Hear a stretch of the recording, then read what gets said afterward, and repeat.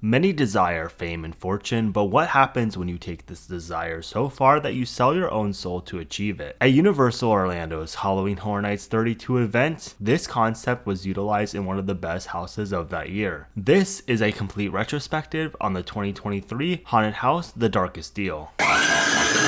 On July 28, 2023, Universal would quietly announce The Darkest Deal for Halloween Horror Nights 32. This would be overshadowed by a triple threat announcement of The Exorcist Believer, Universal Monsters Unmasked, and Chucky Ultimate Kill Count. It's a bit ironic that Chucky of all houses overshadowed The Darkest Deal announcement, as that one, well, let's just say was not the best. But that's a topic for another video. It would take 4 days until Universal would publicly announce The Darkest Deal on the Halloween Horror Nights Orlando social media accounts. On the Twitter tweet, the announcement started with a brief summary of the house that follows. Quote, in the Mississippi Delta, blues magician Pine Straw Spruce meets at a crossroads with a diabolical entity known as the Collector to make a deal. His soul for musical glory. Fame has a terrible price. End quote. Below the house summary, there's an image of house art. The art starts with the Halloween Horror Nights Never Go Alone branding, and below it shows a man with a guitar at a crossroad, which would end up being Pine Straw Spruce. To the right of him, there's a shadow of what appears to be the devil. This would end up being the Collector in the house. Response to the announcement was positive, and Horror Nights fans were quickly able to piece together what the house was inspired by, the urban legend of Robert Johnson. The deal is done. Born in May of 1911, 40 minutes outside of Jackson, Mississippi and Hazelhurst, Mississippi. Not much is known about Robert Johnson's life. In fact, there are only 3 known photos in existence. The first photo that was shown earlier features Robert in a suit holding his guitar. Another photo is a close-up with what appears to be a cigarette in his mouth. And the final photo that was found recently in 2020 is a photo of Robert holding his guitar closer to him with a smile. Robert Johnson started his musical journey by attending juke joints where he would watch other Delta blues magicians play and eventually started playing. When he started playing, he was decent but not the greatest Delta blues magician of all time, just a novice musician with a passion. He then leaves Hazelhurst, Mississippi for about 6 months, and this is where the legend side of the story begins. During this 6 months disappearance from the juke joint in Hazelhurst, it is said that Robert met the devil in a crossroads late at night. While meeting, he hands the devil his guitar and he tunes it for him. Once Robert accepts his guitar back, he then accepts selling his soul to the devil in exchange for musical glory. After this event occurs, he makes it back to the juke joint and performs. During this performance, the crowd was in shock that a once novice Delta blues guitar player is now the best they have ever seen. Historians, on the other hand, suggest that the actual events that took place was that Robert Johnson left Hazelhurst on his own accord. During this time, he met a lesser known but extremely talented guitar player named Ike Zimmerman. The two would practice their craft, and Ike would teach Robert how to master the guitar countless nights at a cemetery in Beauregard, Mississippi. He returns back to Hazelhurst, and the historian events meet up with the legend story where Robert shocks the local juke joint with his new talent. The local juke joint would be the facade for the Darkest Deal house. But I'm getting ahead of myself. We need to first talk about where this house was even located and the queue. The Darkest Deal was located in Sprung Tent 1, and for those of you unaware, a sprung tent is a hurricane-proof tent which is used for Orlando Halloween Horror Nights in the back of Universal Studios near the Men in Black Alien Attack ride. There are 2 of these tents conveniently named Sprung Tent 1 and 2, with Sprung Tent 1 being the better tent. The queue for the Darkest Deal would start right next to the Men in Black ride gift shop. Guests would take a pathway parallel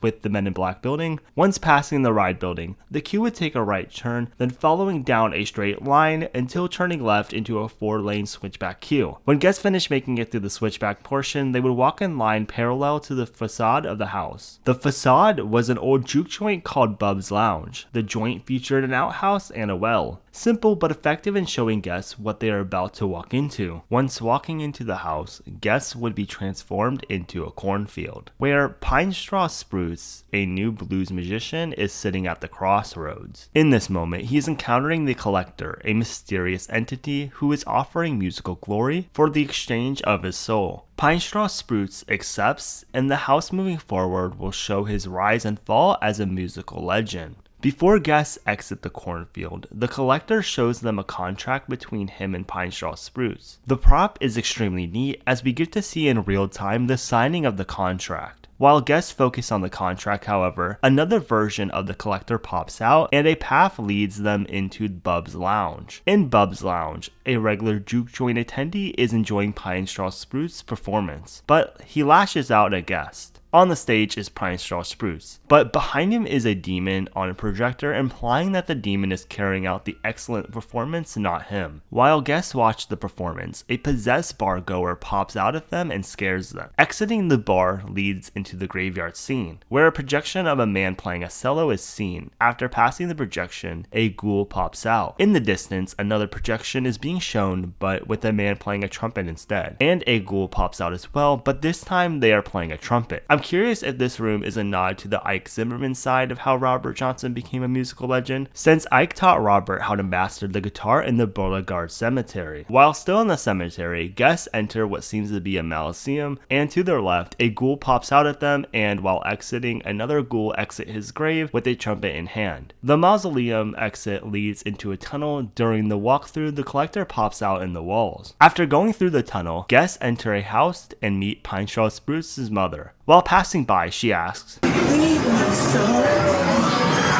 to die?" Followed by the collector possessing her and stating, Following this interaction, guests walk towards the Barrel House Blues. Before approaching the venue, a ghoul pops out. Around the time this happens, an announcement is made outside of the Barrel House Blues. The collector invites guests into the venue to see Pine Straw Spruce's last performance. While entering the venue, we see Pine Straw Spruce perform briefly, then the collector takes his soul alive. A blue light is seen on Pine Straw Spruce's suit, showing that a soul has been taken by the collector. The end of the room features a scare of a demon popping out a piano, which is pretty unique. After the scare, guests are basically transformed into hell, where a line of past collector victims, including Pine Straw Spruce, are on display. A hell demon pops out, followed by the final collector telling guests that they're trapped here forever. Thankfully, they make it out safely and the house ends. When I first went through all of the Halloween Horror Nights houses of 2023, the darkest deal was a middle of the road house for me. This was due to me going through the house blind and not being really familiar about the story of Robert Johnson. However, with each walkthrough, I learned more about the story, and this house climbed to the top of my rankings. I gave this house, on the last night I went through it, an 8 out of 10, and I rate houses very tough. So this is a pretty good Halloween Horror Nights house in my opinion. For context, I give a max of 1 10 out of 10 to a house per Halloween Horror Nights year, and in 2023, the house that got my perfect score was Blood Moon Dark Offerings. Please let me know if you want to see a retrospective on that house, because I could talk about it all day long. Next week's retrospective will be about the first Stranger Things Halloween Horror Nights house in 2018. In the meantime, YouTube has pre-selected the next best video for you on the screen now. Thanks for watching.